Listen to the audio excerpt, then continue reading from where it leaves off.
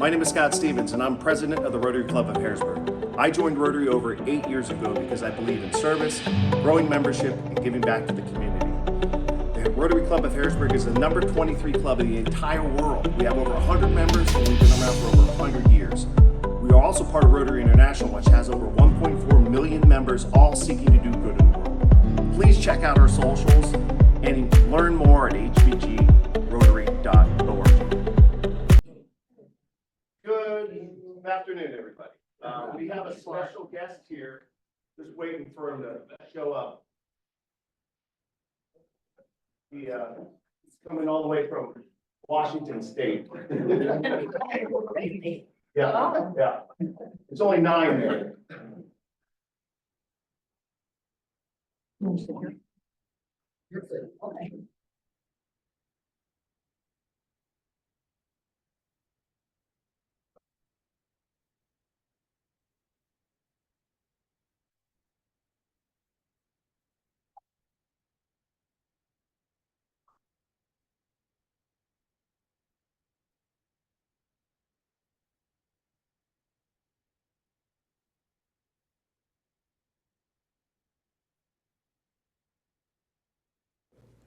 When Rotary led the way to create the Global Polio Eradication Initiative in 1988, wild polio paralyzed 350,000 children every year.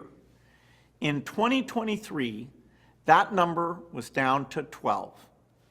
More than 2.5 billion children have received polio vaccines worldwide, and at least 20 million of them who would have otherwise been paralyzed never had to experience the disease. The world has eradicated polio in hundreds of countries. In fact, 2024 marks the 10-year anniversary of a polio-free India, once considered to be the most challenging country to get polio cases to zero. So the finishing line is within sight, but crossing it won't be easy. Violent conflict, climate disasters, and a global pandemic disrupted health systems around the world. We continue to see cases in Afghanistan and Pakistan, the only 2 countries where wild polio is still endemic. And unfortunately, we're still seeing variant polio cases in countries in Africa where the virus was previously eliminated. So, the tough fact is, as long as polio exists anywhere, it's a threat to spread back everywhere. This is our best chance to finish the job, and so these next 2 years are absolutely critical. To aid our efforts, we have fantastic new tools at our disposal, like what's called the new OPV2 vaccine that our foundation helped develop. And that produces fewer mutations and variants. That vaccine was actually rolled out in 2021 during the pandemic, and already more than 1 billion doses have been administered around the world, reducing the risk of new outbreaks by over 80% compared to the previous vaccine. But all the scientific progress in the world would be meaningless without people making sure the vaccines actually are reaching all the kids. The world owes a debt of gratitude to the Rotarians, healthcare workers, and volunteers who've knocked on doors, set up clinics, and traveled across countries to make sure children are protected from this awful disease. The Gates Foundation is thrilled to continue our 2-to-1 giving match with Rotary, up to $50 million a year, tripling the impact of every dollar you raise. We're so grateful that Rotary has taken full advantage of that match during this critical period, and we hope to continue that streak in the years ahead. The role of Rotary goes far beyond fundraising, of course. Rotarians have been leading the charge on this issue since the beginning through advocacy, awareness campaigns, and direct service. We should all be incredibly proud of how far we've come. When polio is eradicated, and I do mean when, not if, it will be one of the biggest advances in public health in human history. The world would have never gotten to this point without Rotarians, and we won't be able to get over the finish line without all your efforts. I'm looking forward to celebrating with you the day we cross it together. So thank you once again for all that you do.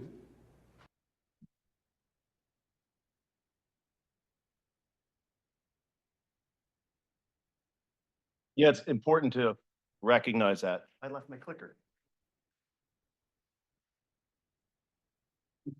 You gotta take advantage of the AV we have here, right? You know, so it's sometimes that's hard to watch by yourself. You see it come across an email, you always want to do it, and then sometimes you often don't do it. So I'm glad you could hear that message. Oh, by the way, 24 October is World Polio Day. Now, we got a lot of stuff going on in October. We just had a huge membership drive. We have a huge 26th annual pancake breakfast. That does not take the focus off World Polio Day. It's just another great thing that we can celebrate.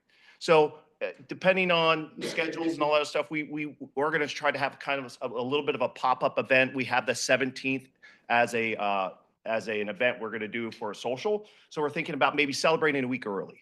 Okay, so want to bring that into focus. I use this at the membership drive. If you want this, I can obviously share any slides that we have here. Really great, just summarizes what we do, right? We're not just eating lunch, that's just sustenance, right? It's what we do that matters. All right, go. Sean, can you hit, there's another video. This is a lot shorter.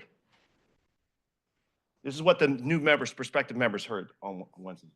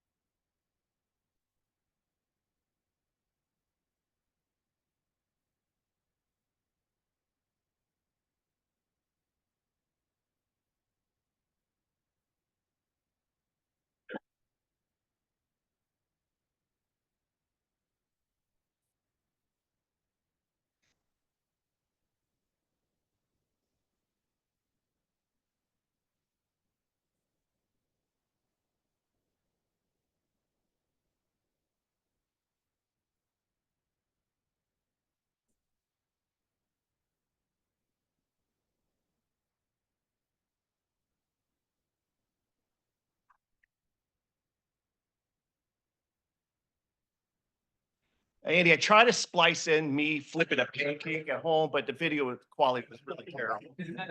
But again, that's from Rotary International. That's a pitch to people that aren't Rotarians to tell them what we can do. It's not just polio. It's not just anything. It's everything. So adapting to the needs of your community. All right, promise no more videos.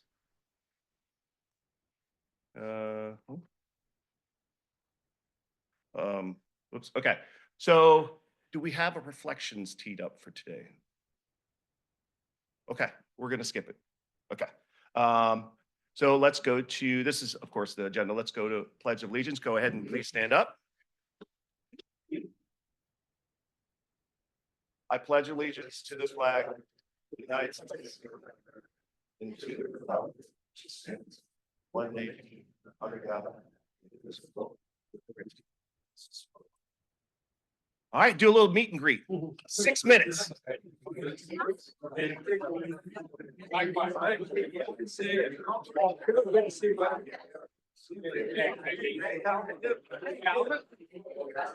As always.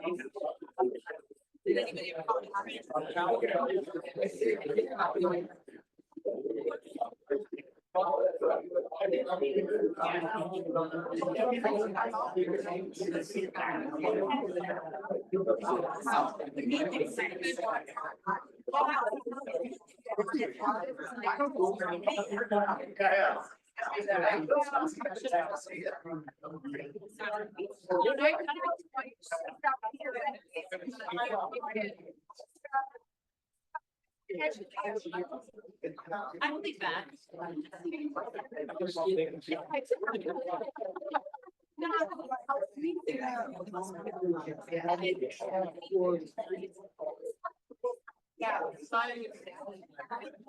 Say again? Commissioner, another checkbox.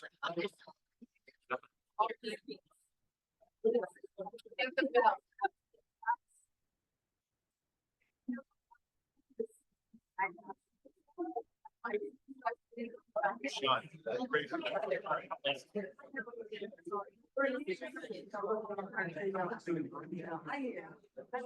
All right, Sean, I think we have some guests. We're going to start with the Zoom room. And who do we got there? Actually, I can do it because you're busy with it. Jeff, how are you? I'm good. Good to see you there's all. Jeff, Steve, and I think that's our, those are our guests. Welcome, guys. Can you hear everything okay? Yep, everything's perfect. good. Awesome. Sean, how about in the room? Guests in the room? Yes, let me put Steve and Jeff back over here.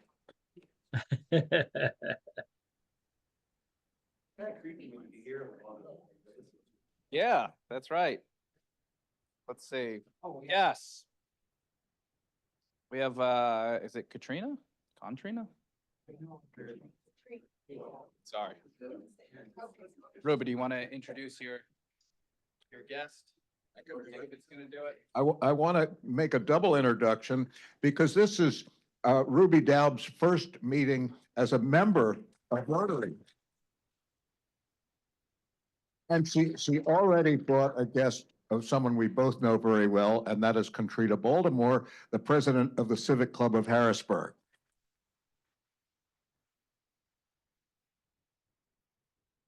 Want to say hello? Say hello. Oh. Yeah, just say hi to the group. Well, good morning, everyone. It's a pleasure to be here and to meet everyone. I'm very excited and grateful for all the work that you guys are doing. So I wish you the best. Thank you. We have Heather Woodbridge. Oh, sorry, come back over. Want to do her stuff? Okay. Hi, everybody. Brought along the Vice President of Operations with Whitaker Center with me today. My right hand, left hand, my working brain most days. She does all the work and I just get to go out in the community and try to make, everybody excited about Whitaker again, so. Hi, everyone. Happy to be here. Heather Woodbridge. I'm excited Mary let me leave the building today. And there's no sunshine, but I did get to go outside. So yes, and I'm here mainly because, of course, Mary brought me, and I'm excited to be here, but also to support my friends at the Harrisburg Symphony. My husband works there, and I've known this crew for a very long time, so I'm excited to support them today. Thanks, everyone. Do we have any visiting Rotarians from another club? I don't think we do. And I'm going to put Brian on the spot here. New members, if you just want to stand up and let your face and voice be known. We'll start with Brian. Sure. Hi, everybody. I was here, a couple weeks ago. Good to see everybody. Big thanks to Carly for helping me with the orientation. Lauren's been great, everybody else. So excited to be here. Awesome. Anybody else? Who's a new member? Help me out. Yes. Hi, everyone. I'm Ruby Daub. I work for the Dauphin County Commissioner's Office, and I am very thrilled to be here today. I miss anybody? One more guest. Not sure it's official yet, but Teresa Bonner, Director of Content at Penn Live. Looking forward to meeting everybody and getting involved with everything that you do.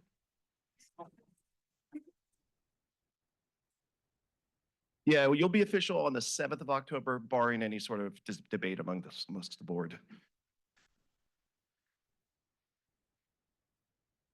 Sean, can you click on the presentation? Okay.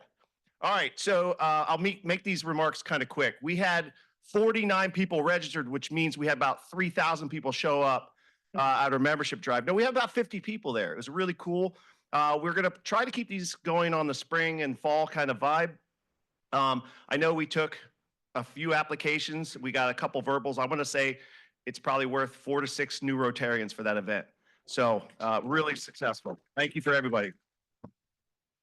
Pancake breakfast. Pancakes.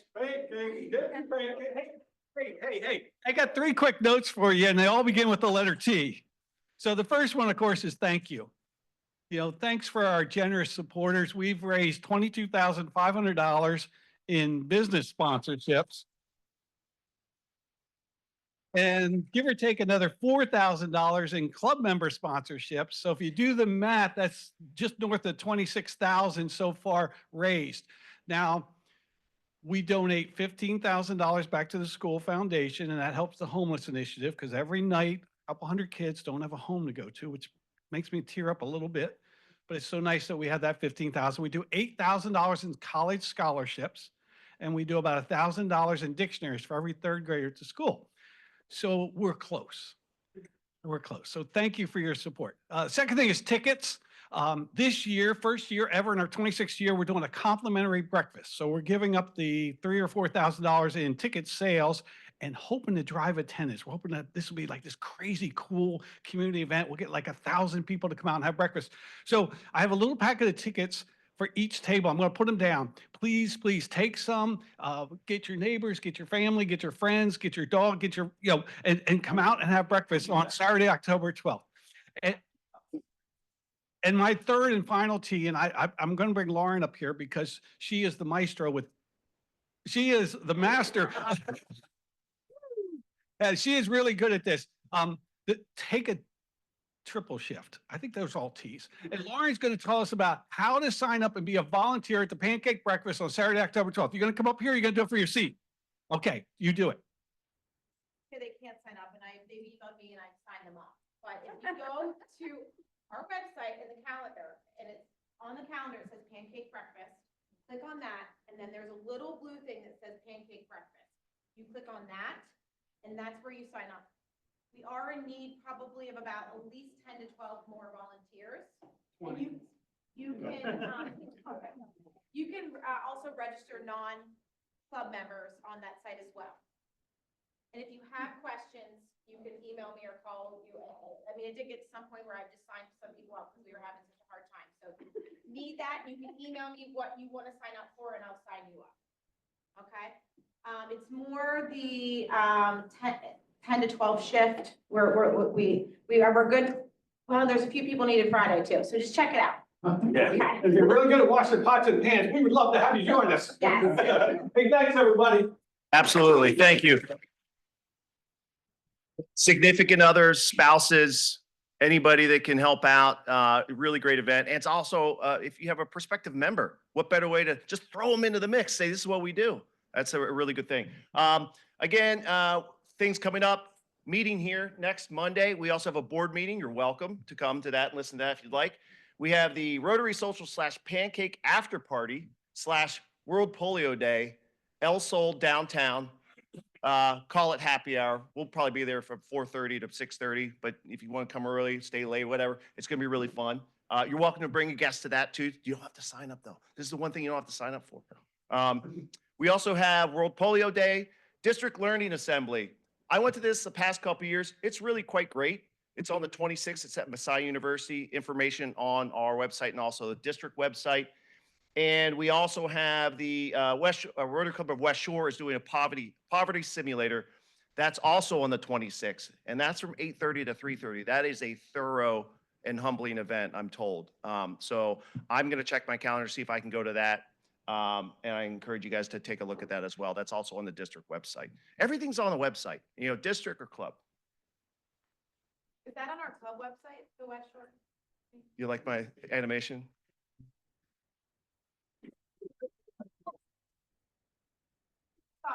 Yes. Website or District. Yeah, you got to go to the district website for that one. Okay. Nick, where you at, Nick? It's meet the member time.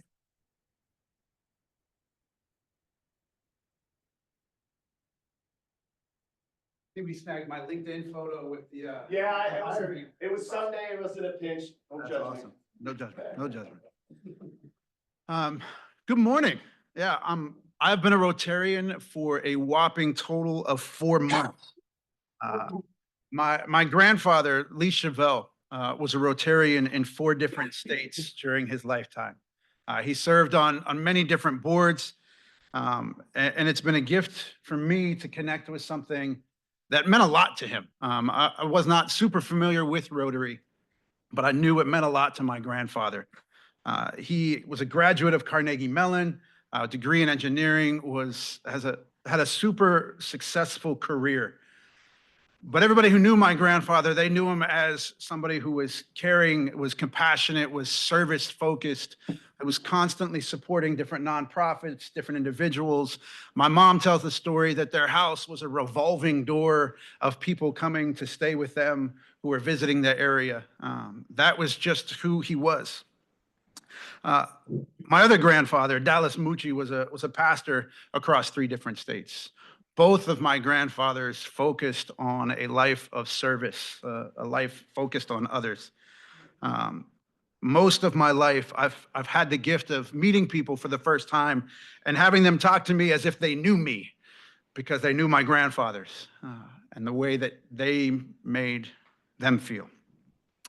My family is undoubtedly the best of who I am.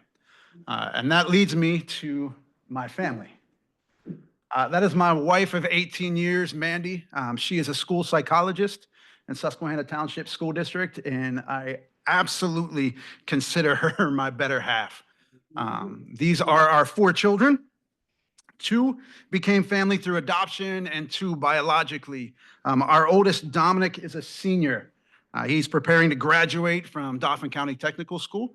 Has dreams of entering the Seafarers International Union. Very specific, very focused. He wants to work on a cargo ship or a cruise ship and see the world. So go ahead, buddy, you do your thing.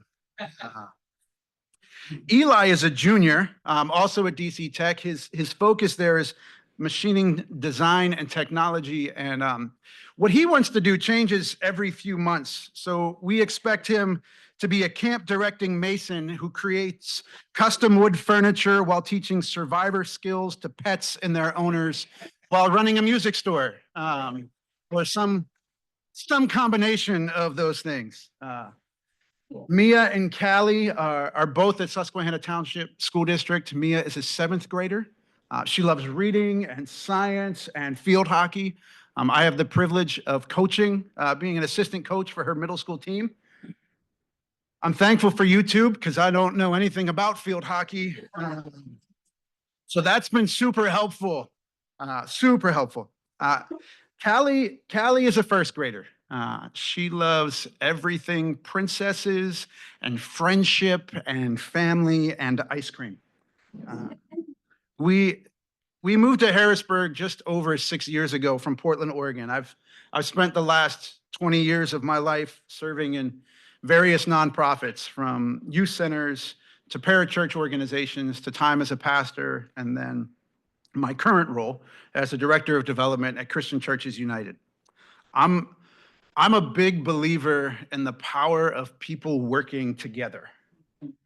Rotary is a great fit for me. I believe that when people work together, that's when we can really see transformation within culture, transformation within communities. And so being a part of an organization like Christian Churches United that is focused on collaboration, focused on working with others is something I have thoroughly enjoyed for these last 16 months.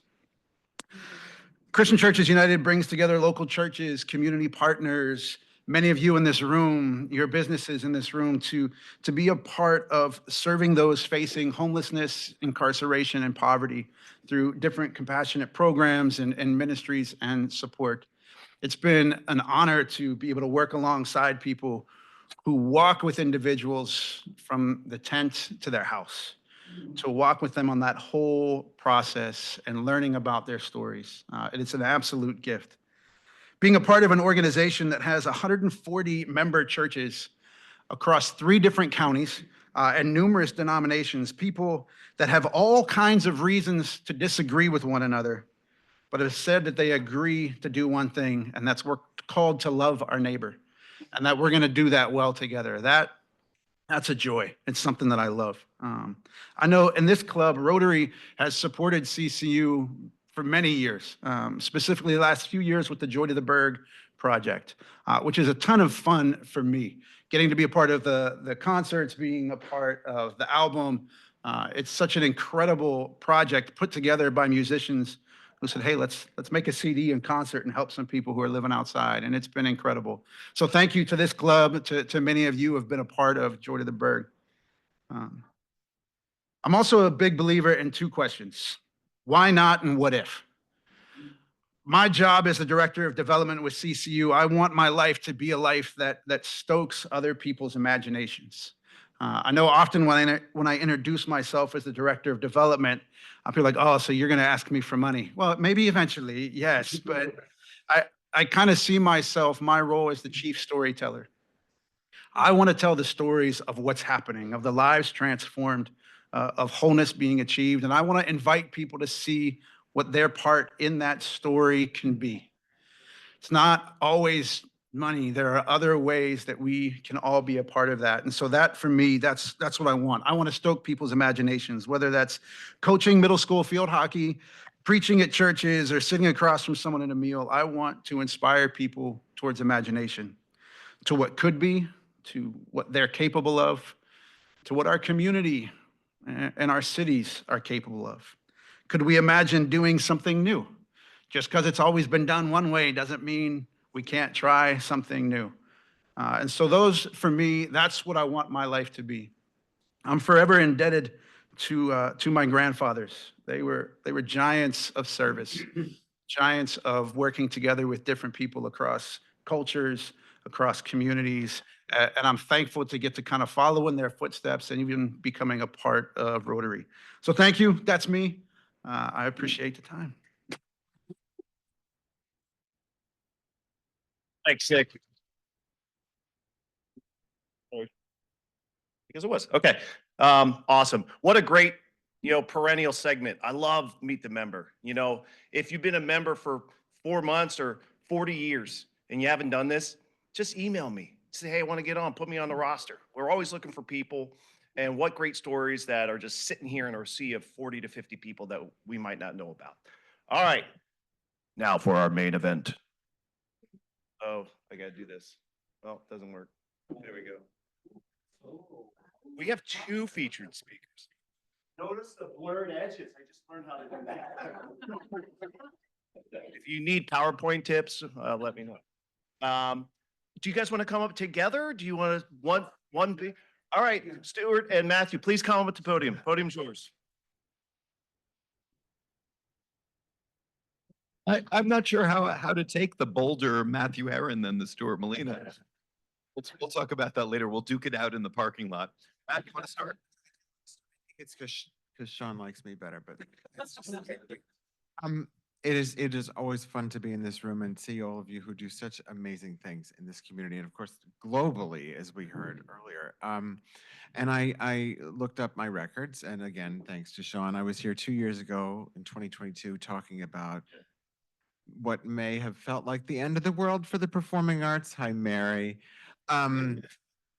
We were just coming out of sort of quarantine, and we had moved certain things online, and we were moving back into the form after a year of construction. And I'm happy to say that all of that is well behind us now. We haven't even really talked about those things for a very long time. We are up and running. We've never not been up and running, but things are in very good shape. And as I've been saying a lot this week in various places, our 95th anniversary season, which began on Saturday, is thanks to this community. I mean, the community is our employer. We rely 100% on people's participation, either by buying tickets or by giving. And we can't do it without you. We also can't do it because it's not fun to play without an audience. Like, it's just not the same thing. So apart from talking, like, we're in great shape in that way. And rather than going through the whole business model and all those woes, we're looking forward because we've done something right. We're 95 years. Our Symphony Society, who is a major fundraising supporter of ours, is 35 years old, and they've raised over nearly $2.5 million in that time. Our youth orchestras are over 70 years old, and the most important person that one of the most important people, he's not bold, but like one of the most, it's really, you know what it is? You know what it is? It's all of the speakers here are so funny, and I'm trying too hard, and I should just Stuart Malina's celebrating his 25th anniversary with us. Of course, he is a very important person. He is the music director. He's the maestro. He's the guy that you see. And I thought it would be fun. We thought it would be fun for him to talk a little bit about what goes into planning a season, or maybe this season in particular, and maybe add some personal reflections about what it's like to have been in Harrisburg for 25 years and how much you've seen. How about that? Sure. I'm going to take this because I feel much more comfortable this way. First of all, thank you for having me. It's always great to be with this particular Rotary Club. I've spoken to many in many different places, many different cities, but the vitality of this one is palpable. Matt, thank you for your presentation. I thought that was incredibly interesting and resonant in terms of how I see our place in in the community as the Harrisburg Symphony Orchestra, building communities, finding common threads among people that don't have a lot in common. And I think that's one of the best parts of kind of the nonprofit world in general, is that you have a cause and all of the other stuff takes a back seat. So I'm very, very excited that I've been here for 25 years. At the same time, I'm a little bit distressed that I've been here for 25 years because it means I'm 25 years older than I was when I first came here. I mean, I've told the story many times about how I've come here, how I came here originally, but I'll give you kind of a short, concise version of it just to put things in perspective. This was back in 1999, and my predecessor, Richard Westerfield, who I went to school with many years ago, was the music director here. He announced that he was leaving, and the symphony decided to do an internal search, meaning that they weren't going to advertise, they weren't going to receive hundreds of resumes. They were going to select 7 conductors to come in and conduct over the course of the next season and choose from among those. And the executive director at the time was Stuart Weiser, who previous to that had been the executive director of the Winston-Salem Symphony in North Carolina. I was at that time the music director of the Greensboro Symphony, 20 miles from Winston-Salem. We knew each other very well. And he called and he said, "I'd like you to be part of this search." And I said, "Great." Why did I say great? Not because I wanted the job. I was very happy in Greensboro. My wife and I had a great life there. We had wonderful friends. It's a beautiful community. It was a very good orchestra. But because I thought it would be fun to see a new place, to conduct a different orchestra. And this is not uncommon. It wasn't anything sinister on my part. But I do remember driving up from Greensboro, it's about a 7-hour drive, and coming across the bridge over the Susquehanna River and seeing downtown Harrisburg and thinking, wow, this is really kind of pretty. All I knew about Harrisburg was that it was the capital of Pennsylvania. And I had been to Hershey Park probably 12 years or 13 years before that.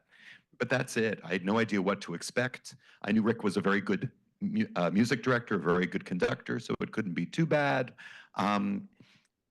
Things shifted immediately when I had my first rehearsal with the orchestra, and I was handed an incredibly good program just by dint of the fact that my wife became pregnant in the interim. We had to cancel my initial date. I called Stuart, I said, "I can't come in February. My daughter's going to be married in February and there's no way I'm missing that. Thank you, but you know, good luck with your search." And he called me back a month later and said that the orchestra had members that had worked with me and they wanted me very much. So Rick gave me his farewell concert, which was a powerhouse program, including a big Richard Strauss tone poem. So I'm up conducting this tone poem, and from the downbeat, I was blown away by how great the orchestra sounded, something I'd never experienced before, that kind of power from an orchestra. And suddenly it became a highly desirable job for me. The whole weekend was lovely. The orchestra was incredibly nice. The volunteers that I met with, the board members, were terrific. I got the job, obviously. Now, fast forward 25 years, and what has changed? Well, it started out as a great orchestra. I was very lucky to be handed this incredibly wonderful group. But I don't think that the culture of the orchestra was a healthy one. And I say this with the greatest affection for Rick Westerfield, who actually is a friend of mine. But he led the orchestra almost through an atmosphere of fear. This was, in a sense, inevitable for him. When he started with the orchestra, there were a lot of people in the orchestra that were no longer playing as well as they once had, or never really were playing all that well to start with. It was a community orchestra many years ago, and it made a transition over the previous 20 years into the professional orchestra that we are now.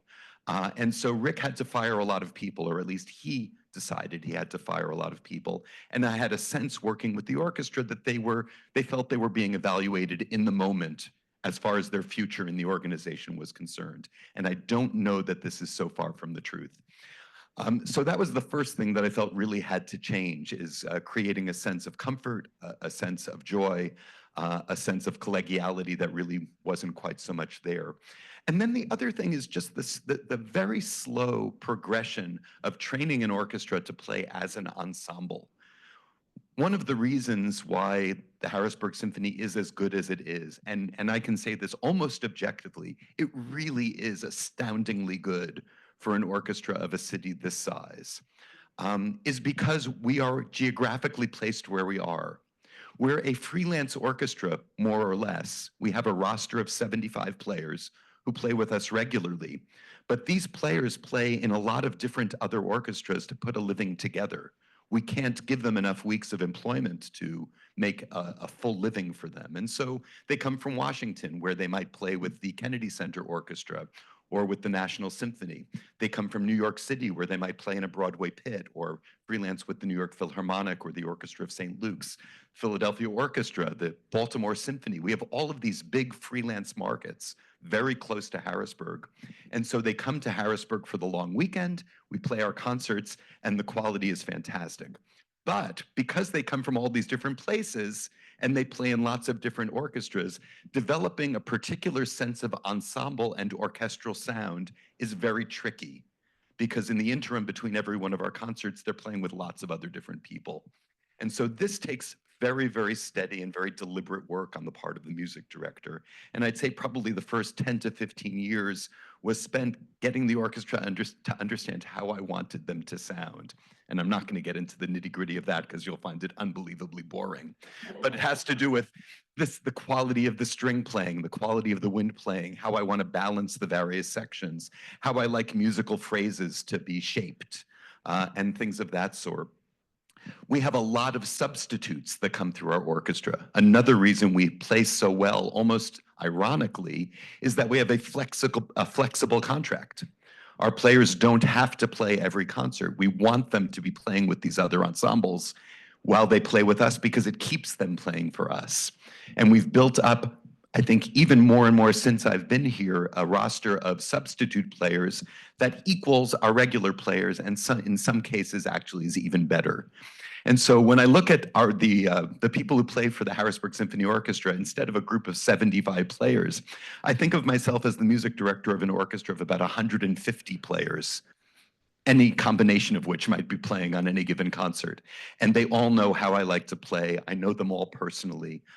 In many cases, I know their families, and it does sometimes feel like a family. And over those 25 years, I've really developed, and I credit Matt as well, I credit Jeff Woodruff, his predecessor as executive director, with creating a sense of transparency with the orchestra. Labor management relationships are as good as any organization, not just orchestra, that I can think of. The orchestra feels and has the knowledge that management has their back. Management has the knowledge that when things go wrong, there aren't going to be strikes or grievances, but rather a phone call like, can we just work this out? And it's been blissful in that sense. We've had so few labor problems. Maybe over the course of 25 years, I can remember 3 grievances from the union. And that I'm very proud of. So how do we celebrate a 25th anniversary? By doing exactly what we've been doing good concerts. We just had our opening concert this past weekend, and a number of you kindly asked how I thought it went, or even more kindly told me how much they enjoyed it. It was fantastic. It was a wonderful opening concert. And in a sense, it epitomizes the way I approach putting together seasons. We began with a very popular overture, an overture to an operetta by Johann Strauss, The Waltz King, from his operetta Die Fledermaus, sparkling, energetic, delicious. Then we had 2 either brand new or very close to brand new concertos for saxophone and orchestra. Very different from what our audience is used to hearing.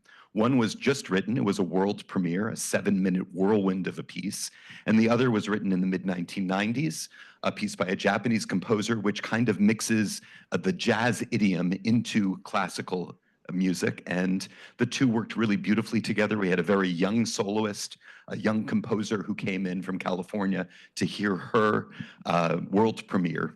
And then in the second half of the program, Beethoven's 5th Symphony, maybe the most well-known piece in the entire repertoire. Our audience, I don't know if I can say for the first time, but certainly for among the first times, felt like we were finally past COVID. And I can't really even begin to tell you what that means to me personally. We came so far heading into 2020, and in the first few months of 2020, we had some of our very best concerts, both in our Masterworks and in our pop series. And then suddenly the curtain falls down. For a very long time, we do virtual concerts for a year. We do concerts at the Scottish Rite Temple because of the renovations at the Forum. And then we're back in the Forum, and the audiences are incredibly enthusiastic and about half of what they were before the pandemic. And so we all knew that many people were just still afraid of coming back, but there were other forces at play. During the pandemic, people found out that they could get entertainment in their living room of any sort. Orchestral concerts you can put on the TV, operas from the Metropolitan Opera, theater from the National Theater, concerts of all sorts, movies, anything. Now, I am of the opinion, and I know I'm right, that it's not the same thing to watch a concert on TV of any sort or to go to a concert live.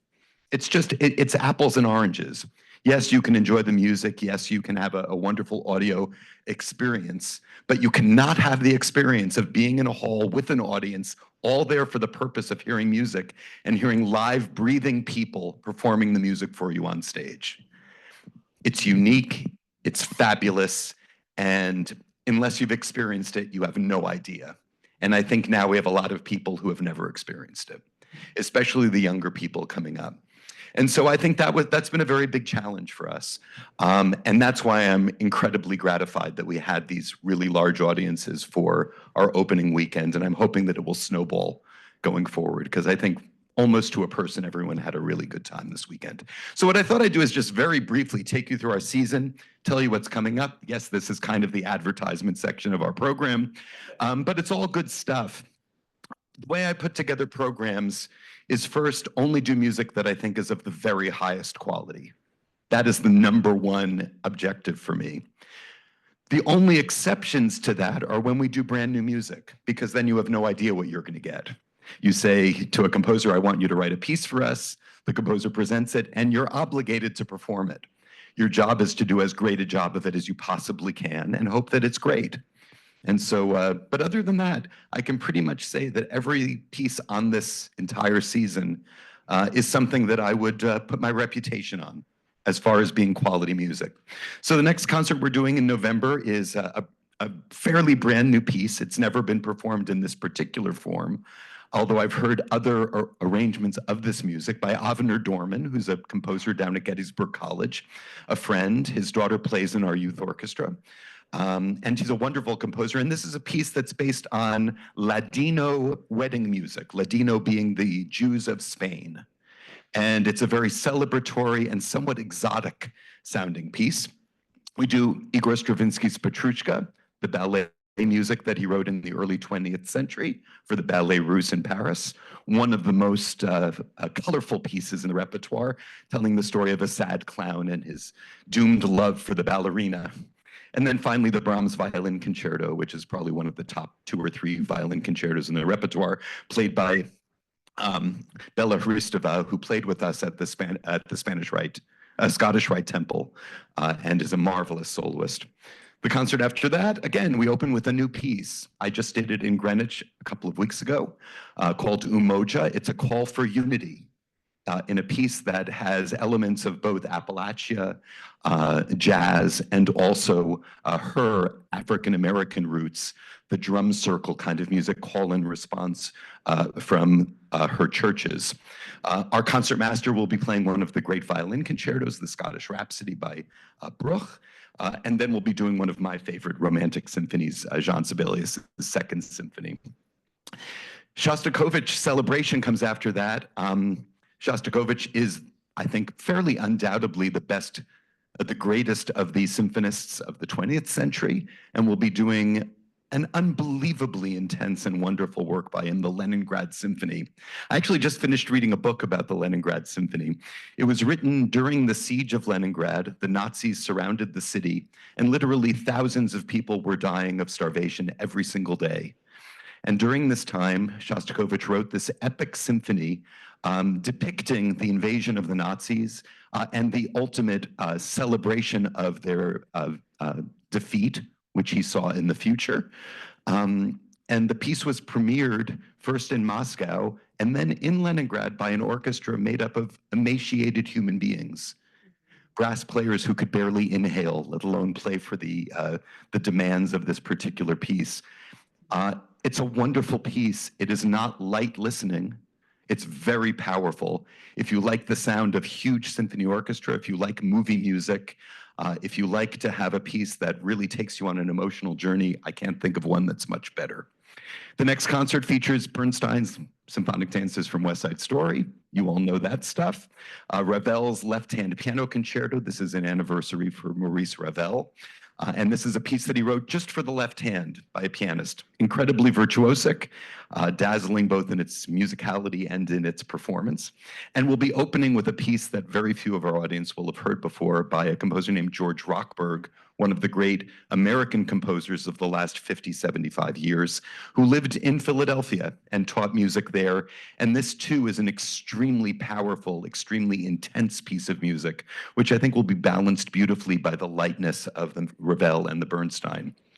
The concert after this is Mahler's Fourth Symphony, but in a orchestration that was done after the symphony was written for very small ensemble. This will be an intimate concert and will also feature a song cycle by Jeremy Gill, who grew up in this area. We've done a lot of his music.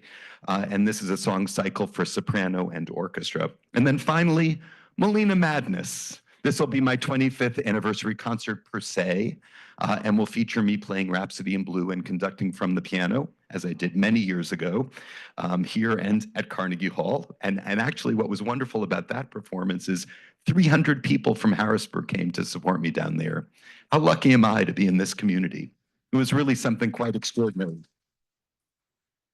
We'll also be doing music by Prokofiev, his beautiful ballet, Romeo and Juliet, and probably the most special part for me will be a world premiere of a piece by my son, Stuart Malina, who is going to be graduating from Music Conservatory this May. We did a piece by him 5 years ago, and it was a big success, and I can't wait to see what he produces for us this time. So that's our Masterworks series. Our pop series, very different. Masterworks has a different objective. Masterworks is there to uplift, to affect, to sometimes disturb, to be great art for our audience. Our pop series is to have equally great music to delight our audience. If you don't leave our pops concerts delighted, we have not done our job. And the first concert should be amazing, the Mambo Kings. They're an amazing group of mambo performers from Latin America, and they will be performing their songs, many of which you will know. And this is just in a couple of weeks on October 19th and 20th. Let's Groove Tonight will actually be conducted by Heather's husband, Greg, our wonderful associate conductor and the music director of our youth orchestra program. And that will be music at, what is it, Motown and the Philly Sound. Again, lots of familiar tunes. In March, we'll be doing Spaced Out, which is our annual movie night featuring Star Trek, Star Wars, E.T., those kinds of things. We have a country night. This is a first for us. If you like country music, this will be a wonderful evening's entertainment. And then finally, Cirque de la Symphonie, which is kind of the symphonic world's version of Cirque du Soleil, will be coming through town. And this time with a combination of two incredibly talented Broadway singers. As I've said before, if we just were presenting the Broadway singers singing this program, it would be a great show. But in addition to that, you're going to have people flying through the air while it's going on. It is a sight for the eyes. If you haven't seen it before, I recommend it highly. So anyway, so that's what our season is. So what do I look forward to? Well, first I look forward to more growth. The audience is everything for us. Without an audience, we're just a group of people playing music on stage. The audience is an active participant in every one of our concerts. The audience being there, the size of the audience, the buzz in the room is what gets us going and gets us to perform on a higher level, which increases the buzz in the room, which increases the quality of the orchestra.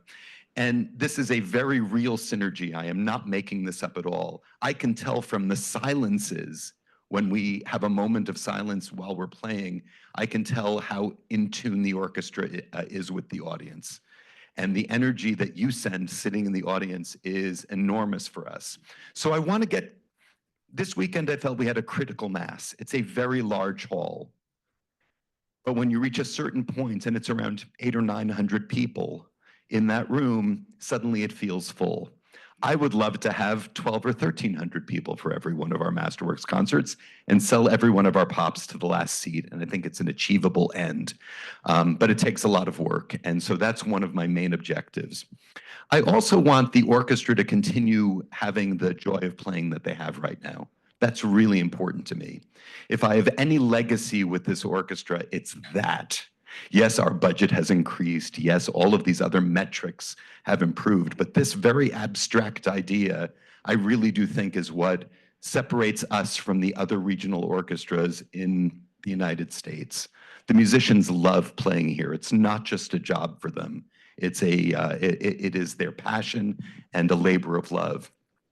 And lastly, you know, I just want to set things up so that when I do eventually stop doing this, and it's got to happen sometime, that it's in a place where it will automatically continue going forward in the same way.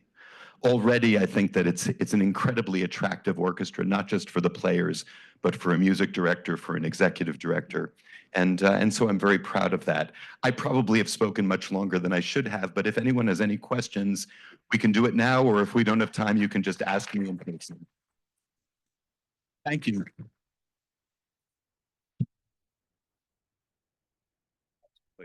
Thank you very much.